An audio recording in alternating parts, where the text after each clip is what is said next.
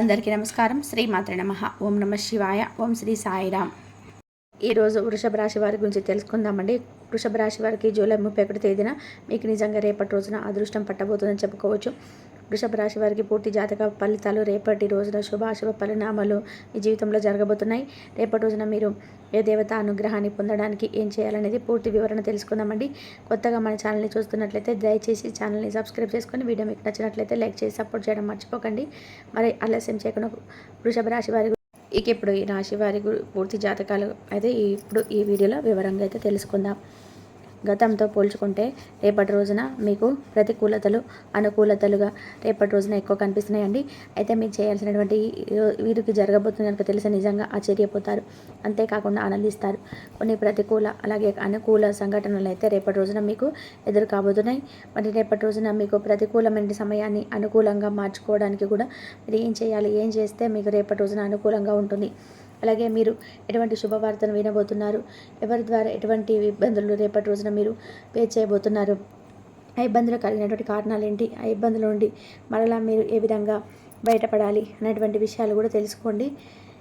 ఇక రేపటి రోజున మీ సొంత వారే అంటే బంధువులు కావచ్చు, లేదంటే స్నేహభిలాషులు కావచ్చు, లేదంటే మీరు బాగా నమ్మినటువంటి వ్యక్తులు కావచ్చు, మిమ్మల్ని చాలా విధాలుగా అన్ని రకాలుగా నలుగురు ముందు మిమ్మల్ని పరిహాసం చేయడం కానీ, లేదంటే మీరు చేస్తున్నటువంటి రేపటి రోజున మీ సొంత వాళ్ళే అంటే బంధువులు కావచ్చు, లేకపోతే శ్రేయోభిలాషులు కావచ్చు, లేదంటే మీరు బాగా నమ్మినటువంటి వ్యక్తులు కావచ్చు, మిమ్మల్ని చాలా విధాలుగా అన్ని రకాలుగా నలుగురు ముందు మిమ్మల్ని పరిహాసం చేయడం కానీ, లేదంటే మీరు చేస్తున్నటువంటి వర్క్ పరంగా కావచ్చు, లేదంటే మిమ్మల్ని ఏదైనా ఒక ప్రాబ్లంకు మీకే క్రియేట్ చేసేసి మిమ్మల్ని అంతా చేశారనేటువంటి ఉద్దేశంతో ఒక మంచి అంటే తెలియనటువంటి మీకు వారి యొక్క ఉద్దేశం ఏంటనేది ఇన్ని రోజులు కూడా మీకు తెలుసుకోలేకపోయినటువంటి వారి ఉద్దేశం రేపటి రోజున బట్టబయలవుతుంది అనమాట. అంటే ఇన్ని రోజుల నుంచి వీళ్ళ మేము నమ్మాము, వీళ్ళ గురించి మేము ఇంత మంచి ఒపీనియన్ ఉన్నాము అని చెప్పేసి వీరు షాక్ గురవుతారనమాట.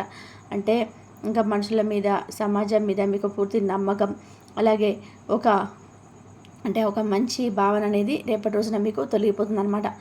అంటే మనుషులు ఇటువంటి వారా, మంచిగా ఉన్నా కూడా మనకు చెడు తలంపు పెట్టేటువంటి మనస్తత్వం కలిగినటువంటి వారా అని చెప్పి మీరు చాలా ఆశ్చర్యపోతారు. అది కూడా మీకు దగ్గర బంధువులు కావచ్చు, లేదంటే మీరు బాగా నమ్మినటువంటి వ్యక్తులు కావచ్చు.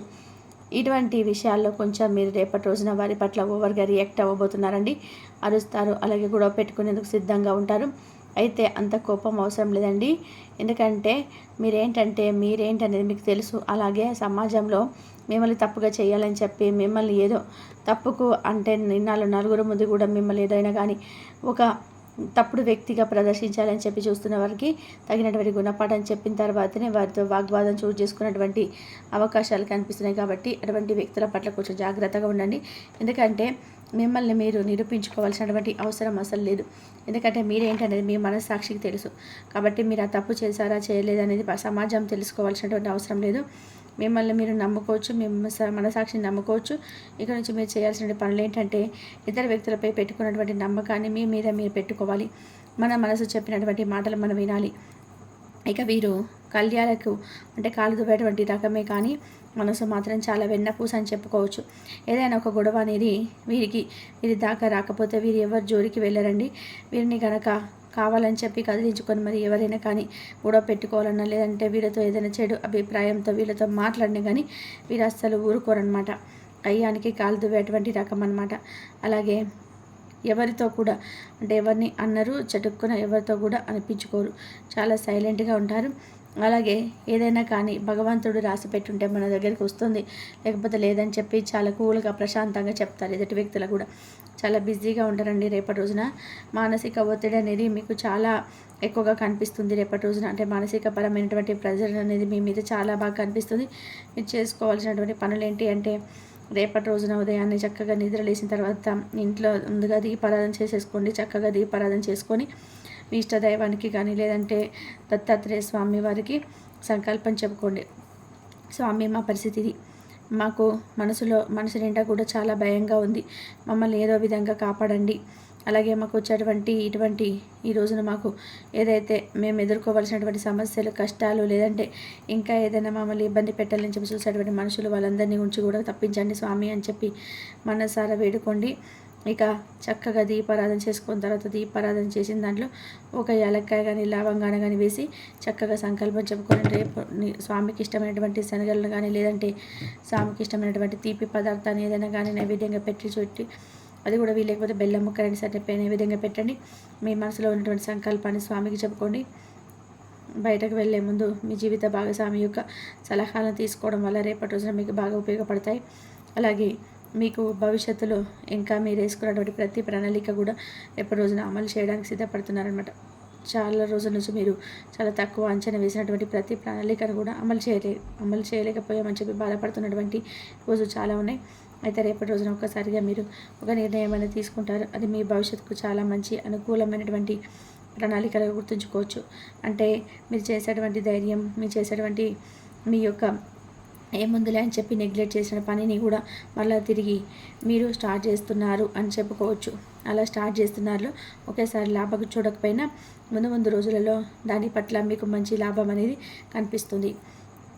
ఇక అలాగే కొంతమందికి సలహాలు ఇవ్వబోయి రేపటి రోజున మీకు మీ భుజాల మీకు తెచ్చుకుంటారండి కొన్ని విషయాల్లో. కాబట్టి ఎవరికి కూడా సలహాలు అనేటివి ఇవ్వకండి. భాగస్వాములో చేసుకున్నటువంటి ఆస్తిపాస్తుల విషయంలో కొంచెం గొడవలు జరిగేటువంటి అవకాశాలు కనిపిస్తున్నాయి. ఇక వైవాహిక జీవితం బాగుంటుంది. అలాగే మీకు ప్రేమికుల పరంగా చూసుకున్నట్లయితే ఈ రాశి వారికి రేపటి రోజున ప్రేమికుల పరంగా కూడా చాలా చక్కగా అలసిపడతనంగా ఉందండి. పెద్దలను సంప్రదించచ్చు, ప్రేమ విషయాన్ని చెప్పుకోవచ్చు. అలాగే ఇరు కుటుంబాల నుంచి మంచి రెస్పాన్స్ వచ్చేటువంటి అవకాశాలు కనిపిస్తున్నాయి. మీ ప్రేమ పెళ్ళికి దారి తీసేటువంటి విధానంగా పెద్దల నుంచి మంచి రెస్పాన్స్ అనేది కనిపిస్తుంది. అలాగే బంగారాన్ని రాశి వారి ఎక్కువగా ఇష్టపడతారు. ఏదైనా కానీ పొదుపు చేయగానే డబ్బులు పొదుపు చేస్తే వెంటనే బంగారం కొనేస్తూ ఉంటారనమాట. మీరు గమనిస్తే రేపటి రోజున మీరు బంగారాన్ని కొనేందుకు మక్కువ చూపిస్తారు. అలాగే ఇక ఈ రాశి వారు రేపటి రోజున చేయాల్సినటువంటి ముఖ్యమైనటువంటి పనులలో దైవారాధన ఒకటి. అలాగే అందరూ కూడా నా వాళ్ళే అని చెప్పి నమ్మడం మానుకోండి. రేపటి రోజున మీకు తెలుస్తుంది ఎటువంటి వ్యక్తులు మన దగ్గర ఇలా ప్రవర్తిస్తున్నారు. మనం ఎంత మంచిగా ఉన్నప్పటికీ కూడా ఎదుటి వ్యక్తుల యొక్క ప్రవర్తన ఇలా ఉంటుందని చెప్పి చాలా బాధపడతారు. ముందు రోజుల్లో మీకు అది ఒక గుణపాఠంగా కూడా మారబోతుంది. ఇక అలాగే పరమేశ్వరుడి యొక్క అనుగ్రహం అనేది రాశి వారి పుష్కలంగా కనిపిస్తుంది. కాబట్టి ధ్యానం, అలాగే స్వామివారికి సందర్శించేందుకు ఆలయానికి వెళ్ళేసి స్వామివారికి చక్కగా అభిషేక ప్రియుడు కాబట్టి స్వామికి ఏదైనా అభిషేకం చేయించుకోవడానికి కానీ లేదంటే నుదుటిన రేపటి రోజున మీరు విభూతి ధారణ చేసుకోండి. అలాగే విభూతితో అభిషేకం చేయించుకోండి స్వామికి. అలా చేస్తే పరమేశ్వర అనుగ్రహంతో మీకు వచ్చేటువంటి చిన్న సమస్యలు కూడా పూర్తిగా తొలగిపోతాయి. అలాగే రేపటి రోజున చిన్ననాటి మిత్రులను కలుసుకుంటారు. సరదాగా కుటుంబ సభ్యులతో కాలక్షేపం చేయడానికి బయటకు వెళ్తారు. విహారయాత్రలు చేయడానికి ఉన్న వారికి కూడా రేపటి రోజున మంచిగా ప్రయాణాలు కలిసి వస్తాయండి.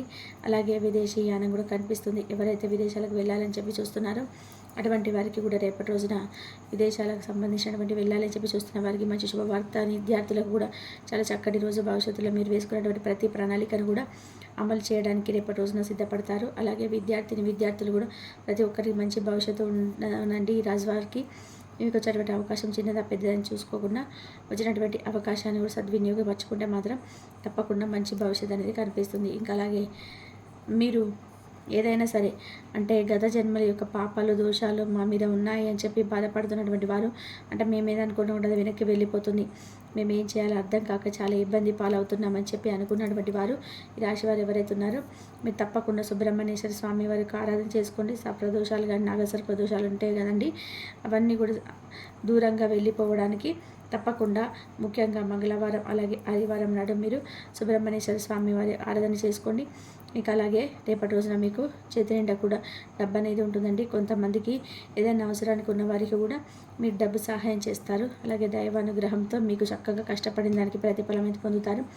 ఇక ఉద్యోగపరంగా చూసుకున్నట్టు ఉద్యోగంలో కూడా కొంచెం రేపటి రోజున ఏమంటే అవంతరాలు కనిపించడంలో చక్కగా మీరు చేసేటువంటి పని సమగ్రవంతంగా చేస్తారండి. మీ పై అధికారుల నుండి కూడా మంచి రెస్పాన్స్ అనేది సమభావంగా కనిపిస్తుంది.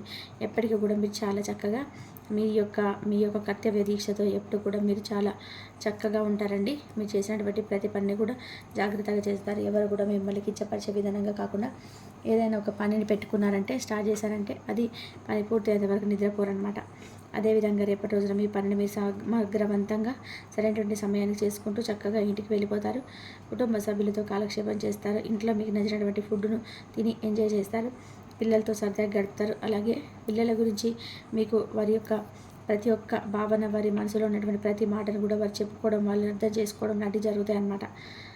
ఈ విధంగా రేపటి రోజున చూసుకున్నట్లయితే కొంతమంది నమ్మినటువంటి వ్యక్తులే మిమ్మల్ని కొంచెం మోసం చేసేటువంటి అవకాశాలు తప్ప మిగతాదంతా కూడా బాగుందండి. మానసికమైనటువంటి ఒత్తిడి తగ్గించుకునేందుకు ఇష్ట దైవారాధన చేసుకోండి. అలాగే తులసి దగ్గర చక్కగా ప్రదక్షిణ చేసుకోండి, దీపం పెట్టుకోండి. ఎన్ని ఇబ్బందులు ఉన్నా కూడా పూర్తిగా తొలగిపోతాయని చెప్పలేం, కానీ కొన్నిటికి మాత్రం భగవంతుడి యొక్క అనుగ్రహంతో పెద్ద పెద్ద ఇబ్బందులు కూడా చిన్నపాటి ఇబ్బందులుగా మీకైతే మీ మనసుకు పెద్దగా కష్టపడే విధంగా అయితే ఉండవు. అయితే మరొక ముఖ్యమైనటువంటి శుభవార్త ఒకటి రాబోతుంది. అది కూడా మీ కుటుంబం అంతటికి కూడా మంచి శుభవార్త అని చెప్పుకోవచ్చు. అది దేని పరంగా అని చెప్పలేమండి. మీరు చేసినటువంటి పని వల్ల కావచ్చు, లేదంటే మీరు ఎగ్జైట్మెంట్గా చాలా రోజులుగా వినాలనుకున్న శుభవార్త, మీకు ఏదైనా కానీ మీరు పెట్టినటువంటి పెట్టుబడుల్లో మంచి లాభాలు రావడం కానీ, బిజినెస్ పరంగా ఏదైనా మంచి అంటే ఏదైనా భూమి విషయంలో దేనికి సరే ఒక మంచి శుభవార్త అనేది మీకు మంచి శుభవార్త అనేది వస్తుందండి. మరి తెలుసుకున్నారు కదా, మరొక మంచి వీడియోతో కలుసుకుందాం. ధన్యవాదాలు. ఈ వీడియో కనుక మీకు నచ్చినట్లయితే ప్లీజ్ లైక్ చేయండి, షేర్ చేయండి, సబ్స్క్రైబ్ చేయండి. మరొక మంచి వీడియోతోటి మళ్ళీ కలుద్దాం. ధన్యవాదాలు. లైక్ చేయడం మర్చిపోకండి.